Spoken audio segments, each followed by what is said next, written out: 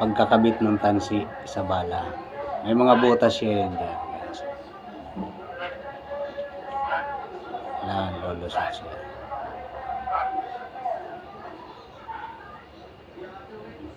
May barado. Ayun, lusot. Tapos, dalawa butas niya. Ayan. Okay. Yan guys, naayos na yung tatlong reserba gamit pang tiksay. Ayan. Ayan. Nag-repair tayo guys ng mga gamit na pang tiksay, fish hunting.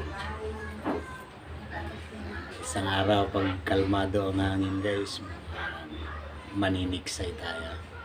Mga hunting tayo ng mga isda sa dagat.